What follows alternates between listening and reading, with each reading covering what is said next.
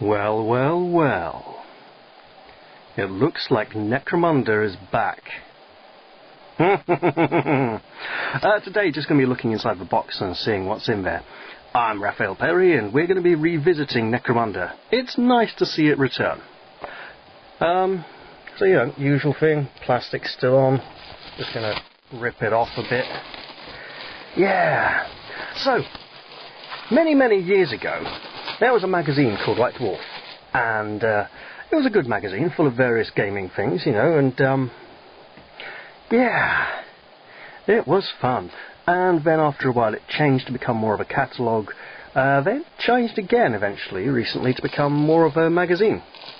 So that's a positive side. There was a dark period, you know, dark age of gaming from tabletop. But, hey, we're here to talk about Necromunda. So, long ago, in White Dwarf, about 134 to 139.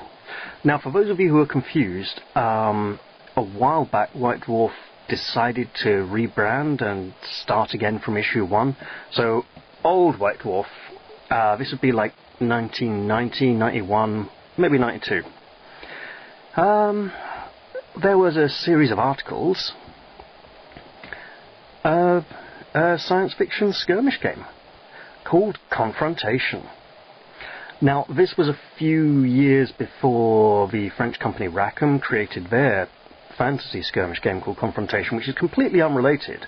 Sorry, it's French, it should probably be Confrontation or something. Yeah, that's probably terrible.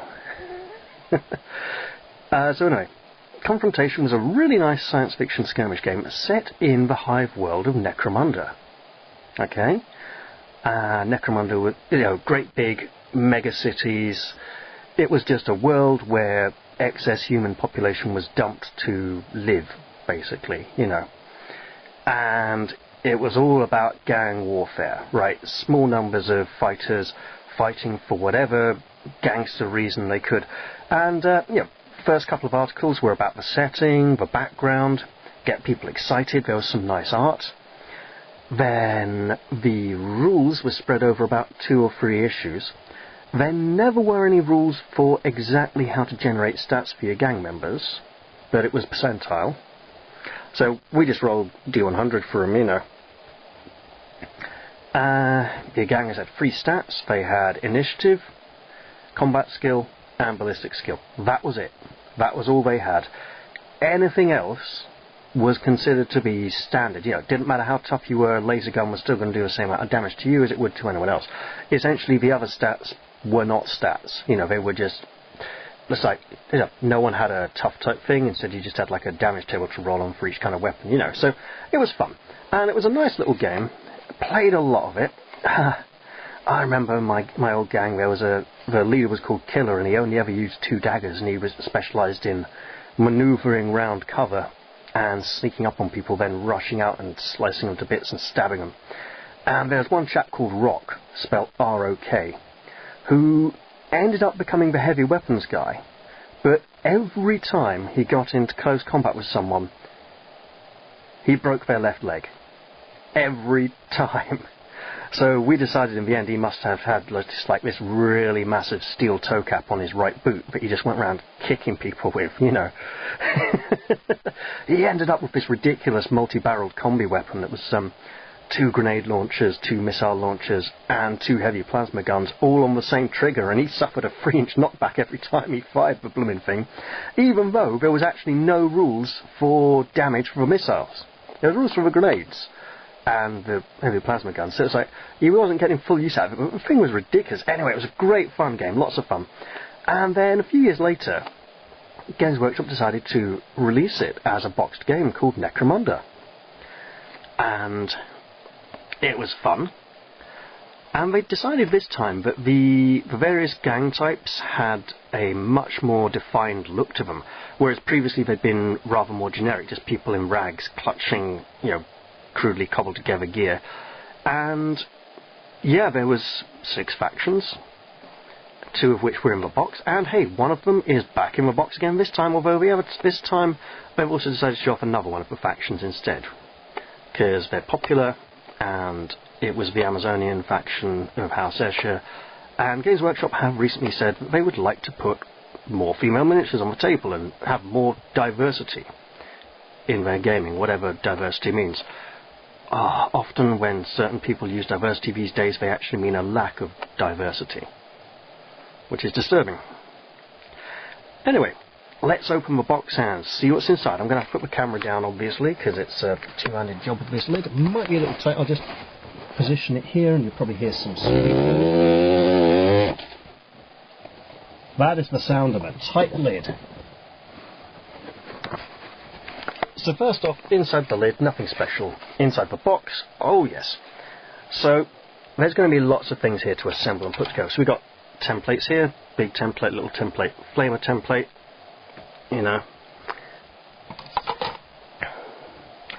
We have sprues of scenery bulkheads, always good. The original box had lots of cardboard and plastic scenery in that could be assembled in amazing ways, and people had loads of fun building it all up here. I understand that this one has flat cardboard tiles and lots of... Sorry, I'm rushing a bit because I'm aware of my time limit here on the camera. That is got to be some kind of template or token or something. Ooh. Now we have miniatures here. Looks like House Goliath. So House Goliath are big, brutish blokes. They think girls are sissies, and they're bred in vats in machines, so they don't have to go into a womb. They'd rather come from a mechanical womb. We have some House Escher women here. Obviously, I'll be looking at the miniatures more closely in future videos, probably after I've built a few of them. And then another, it's probably two of the same sprue for each. Wow, look at that. That is a brutal piece of machinery right there. That is a two-handed chopper, chainsaw, axe thing of doom. Yeah. And then a second Escher sprue. Yeah, it's got the same whip on it. It's the same sprue. So two of the same sprue. I imagine there's like 2 or 3 ways to build each individual figure. And then we have assembly instructions for miniatures, which is nice. It's a nice good bit of cardboard, so it's not going to just like tear or rip it too easily like paper would. And yep, oh look, it has. Probably one of the sprues digging in there, but that's okay because I can still see what I need to. Right, rulebook. Yes. So yes, Necromunda Underhive. So this will be occurring. This game is designed to occur beneath the hive, in the kind of like the sewage, the runways, you know, the places where bad stuff is. So we have here lots of templates. So I'm seeing line of sight templates, some kind of pit hole template, or like looks like something's burnt through the rusty floor. These silos, lots of tokens, and these are all wrapped together for now. And we have lots of nice gaming tiles. Let me just get that. There we go. So lots of gaming tiles. Black spaces are obviously walls. You can't see through the walls, can't shoot through the walls. And yeah, the guys at my club are going all in on Necromunda for the next few months. Well, for the next sort of few weeks. Then we'll have something else for a bit, then come back to it again. So we've got some cards here. Looks like stat cards for your gangers. That's cool. There's a lot of cards. I understand that there's tactics cards and stat cards. There's a load of named characters, so you can play the preset gangs. We've got some dice here. Black and yellow dice, of course. So back in the day when Necromunda was released, everything had the, you know, the warning, danger, black and yellow stripes. Looked very industrial. And that was awesome. Here we've got some bases. We've got big bases and smaller bases, because the big beefy Goliath guys are massive and the Escher women are more normal size. We got a couple of bags, plastic bags, that we can put you know, things in, tokens, cards, anything. And we have a nice little range measuring thing. Works as a tape measure. Because my camera has a tiny memory card, it decided to cut out just then. So yeah, a combined ruler and line of sight tool. I believe it's also got a thing on it that needs peeling off, but yeah, I can feel it on the edge there. Right, and the inside of the box, now look at this. Right, this is really nice. Basically, this is like a loading bay or a dock space. I think it's actually used in one of the scenarios in the core book, and it'll be fun to play with. And also in the box here we have a piece of plastic that looks like it's fallen off one of the sprues, looks like it's not a part of anything, yeah, and it's also probably responsible for the hole in the middle of the assembly instruction sheet.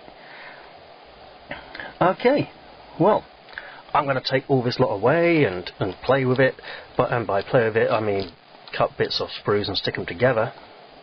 And I'm going to look forwards to the next few weeks of manic Necromunda fun before we settle down to practice up for a convention, and then I imagine after February we'll have some more, I don't know, Kings of War or Necromunda, but Necromunda will be coming back, it won't be going away.